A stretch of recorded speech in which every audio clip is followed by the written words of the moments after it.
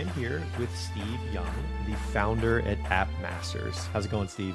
I'm glad to be here. So we're gonna have two Steves going on at the same time. Yeah. We got the double the Steve. Double the Steve. So we actually connected a little while back, and we've been sort of chatting about when to do the episode. And I'm excited that we can finally sit down and unpack your successes. But before we get there, let's talk about your background. Like, how did you get started in business?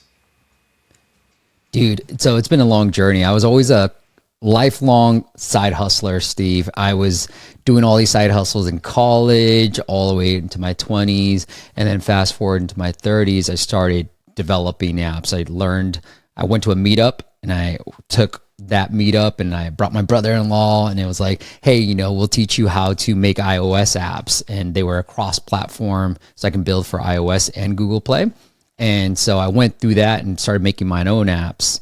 But it wasn't until 2013 when I decided to start my very own podcast about apps. Because at that time I knew podcasts were growing, but I only listened to business podcasts, and I thought that was too saturated. So I wanted to differentiate myself, and I niched down to apps. And I was like, apps are growing. They're probably going to be the future, right? And so I started my own podcast about apps to see if I can turn this little side business that I had of my mobile apps into a full-time business so I can be an entrepreneur and finally stop being a side hustler. And through the podcast, I started building up an audience.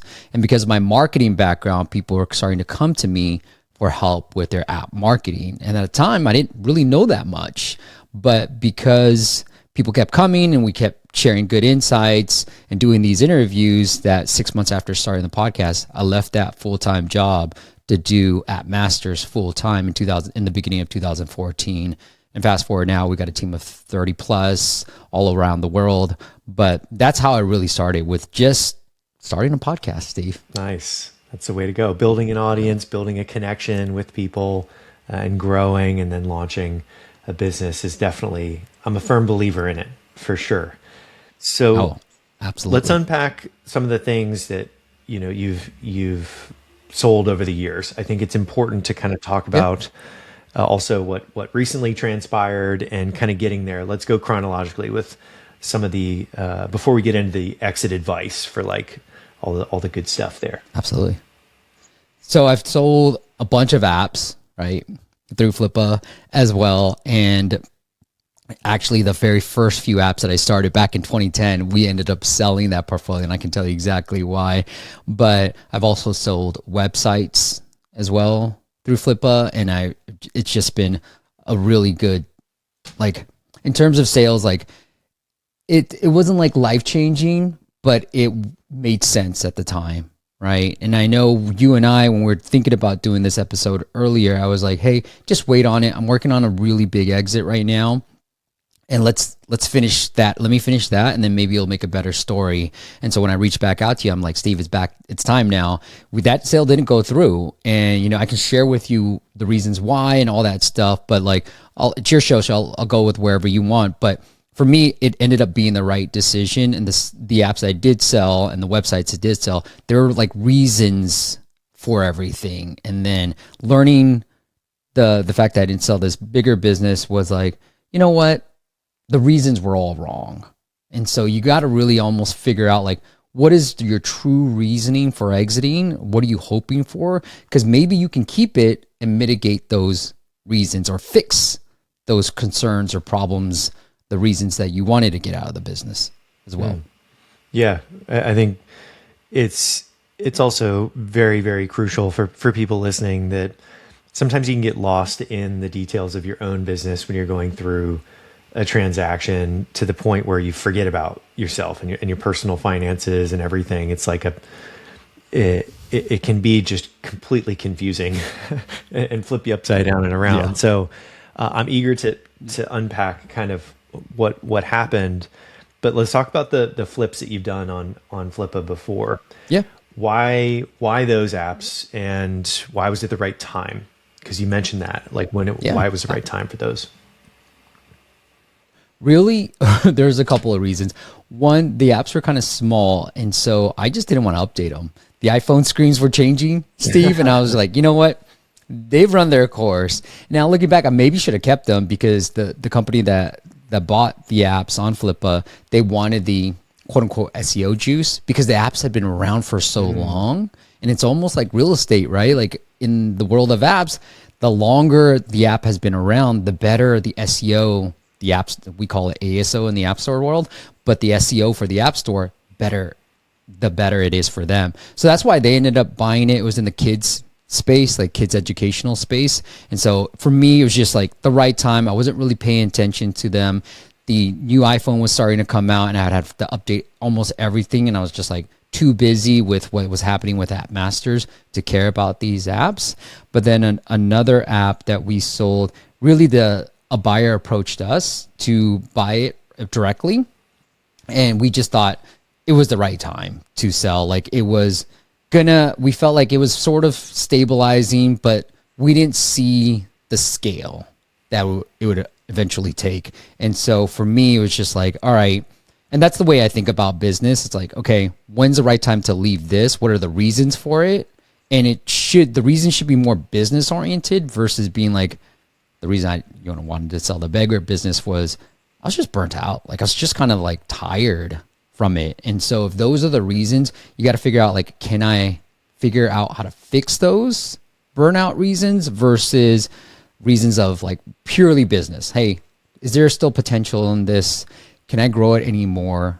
If the answers are no, and it would be suited for a better person, then let it go. And so the business I did sell through Flippa, like I'm completely happy that I sold those businesses because it made sense for me right at the time. And it wasn't like personal reasons. It was all like financial reasons. Yeah.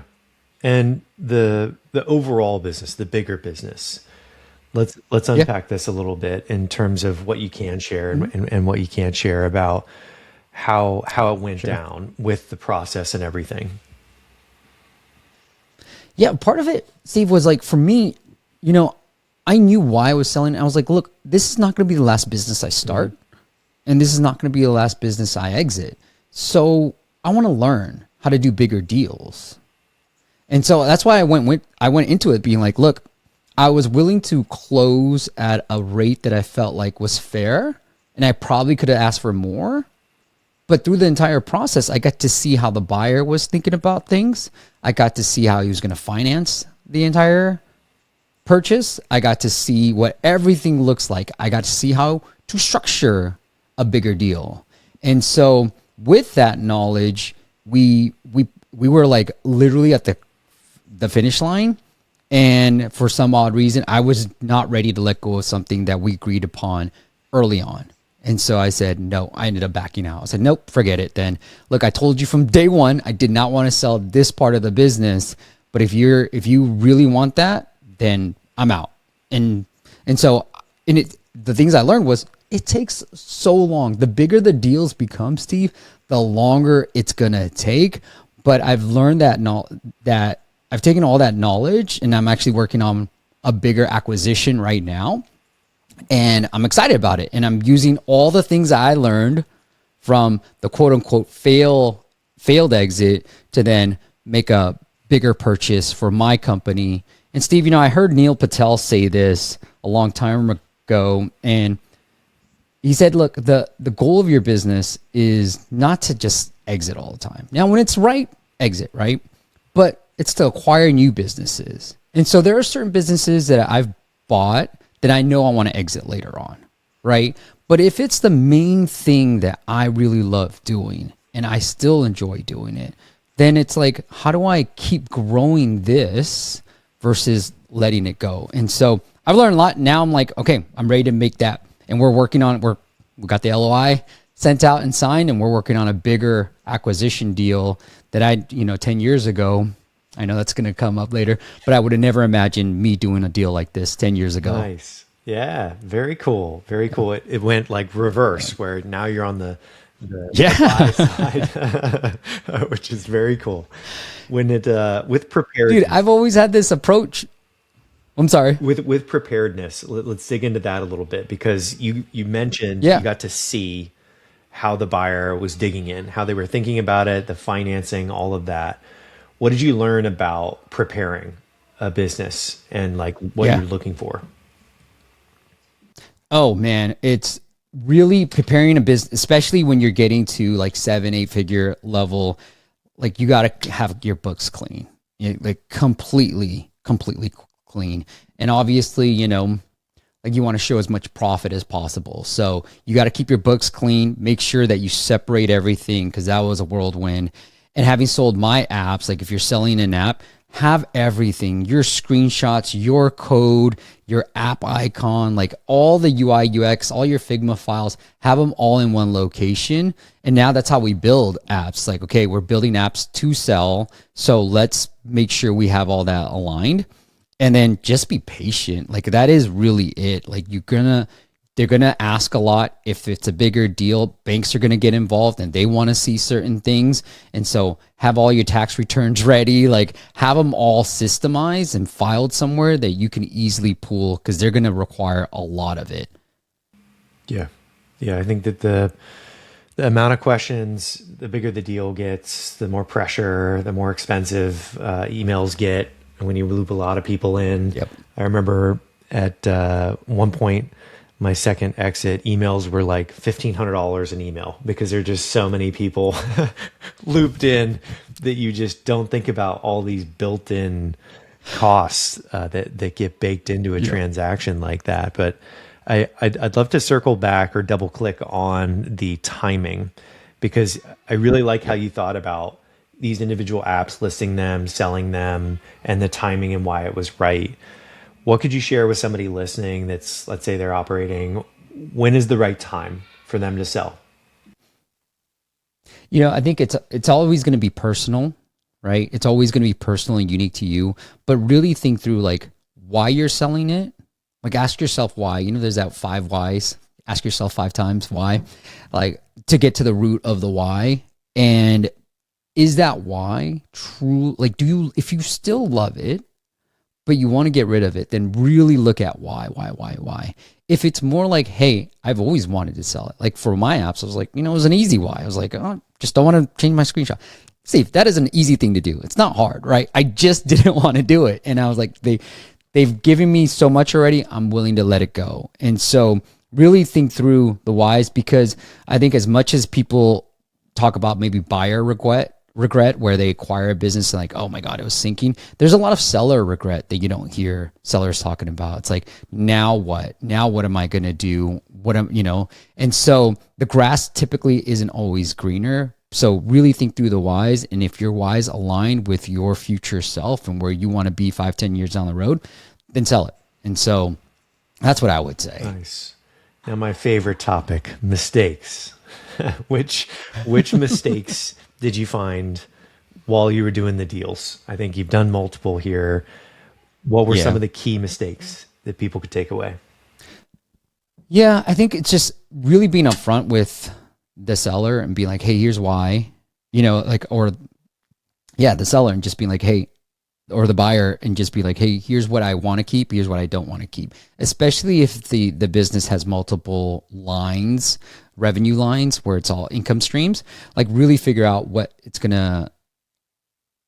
ones you want to keep and which ones you want to let go of. Right. And those would be it. The other thing that I've learned is, especially if you're looking to acquire, there's some creative deal structures that you can put together. And that's the biggest learning that I got from my failed exit, was like, oh, I didn't even think about it this way. And once you hear about it, you're like, oh, that seems obvious, right? Like one would be a seller's note, right? You're taking a loan from the seller essentially. And so you say, hey, I'm going to do $1 million deal, but I want 200,000 to be a seller note to be paid out in 24 months. So now you're essentially borrowing that 200,000 from the seller. It's a win to the seller because they still have cash flow. It's a win to you because now you've lowered the upfront cost a bit, right? And so you can start to get creative, but the mistakes I would be like, just making sure my books were clean. I mean, obviously, we're a business owner.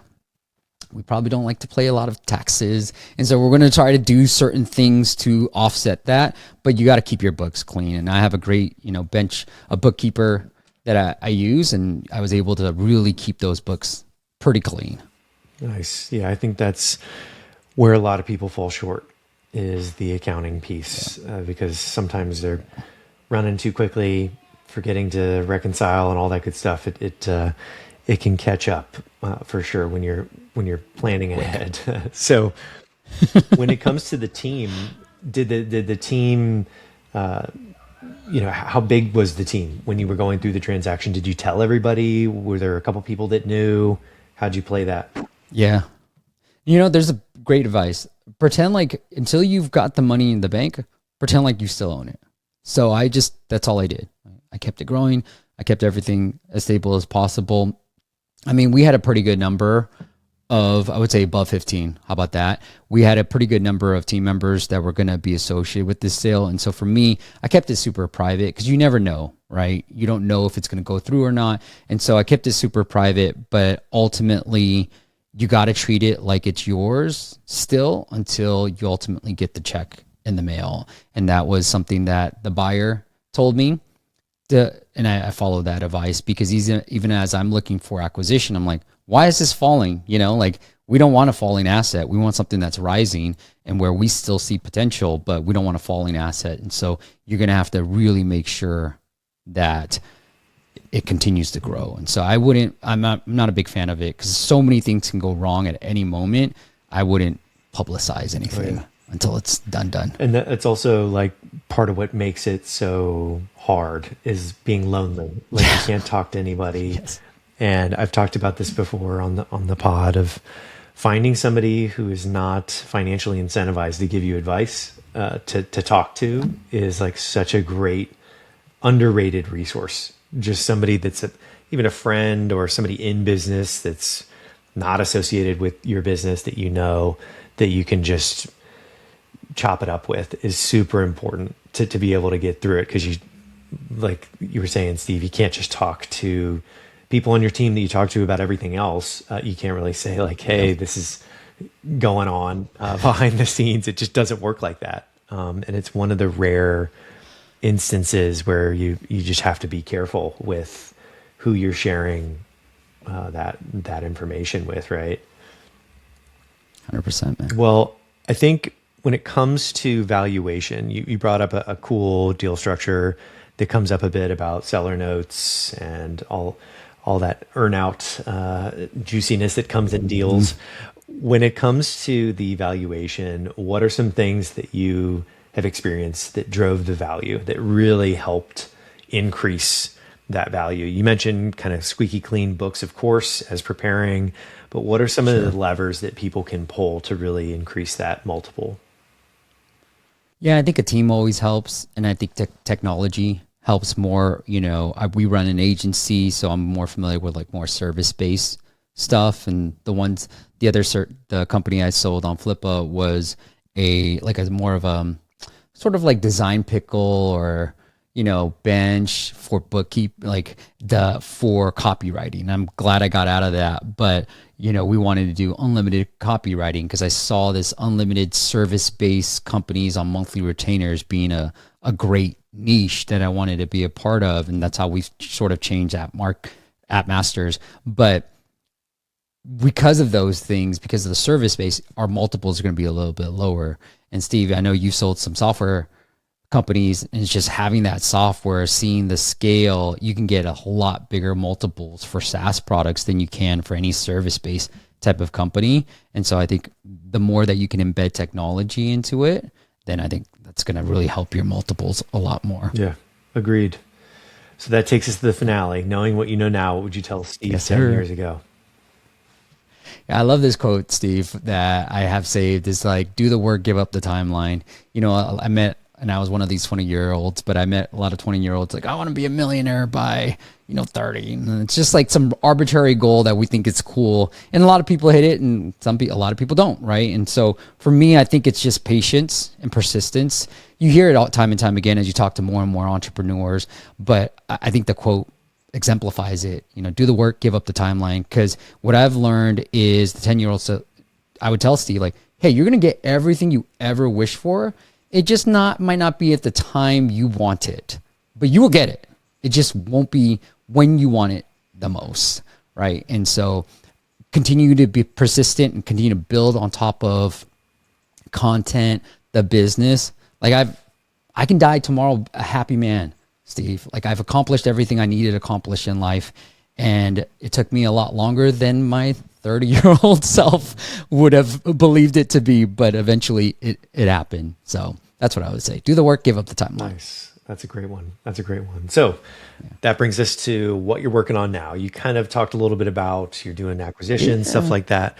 Walk us through what you're working on and where people can learn more. Yeah. So, I mean, we've always done app marketing for big brands. And, I like to think of ourselves as the Yelp of the app marketing space. But Steve, I got tired of people coming to us and being like, hey, help me grow this. And I'm like, well, I need to change your paywall. I need to change your onboarding. I need to fix your product. And so what we're excited about, some new thing that we're launching is just helping people build the right product. So I'm opening up my own portfolio team. We still build our own apps, right? That's what I wanted to do back in 2013 when I started the podcast, was be an app creator and make my living on being an app creator. And so we're going to open up our app portfolio team and help you build what I'm calling, Steve, the minimum viable revenue. Forget the product, find the product, solve one good problem, get distribution and downloads for it first, make a little bit of money, and then start building on top of it. Too many people are trying to build Facebook of today instead of Facebook of 2000. I want to remember what the year is, but 2006 timeframe, right? Like it was just for Harvard. And I'm like, you guys are trying to build Facebook of today rather than Facebook just for Harvard. Love it and get people to love it in Harvard first, and then start building on top of it. And so that's what we're trying to help people do, is build the app that they want, but build it in a way that is not going to overload costs on the phase one stage, and then eventually start making revenues and distribution. Because you said in the very beginning, distribution matters. I started the podcast first.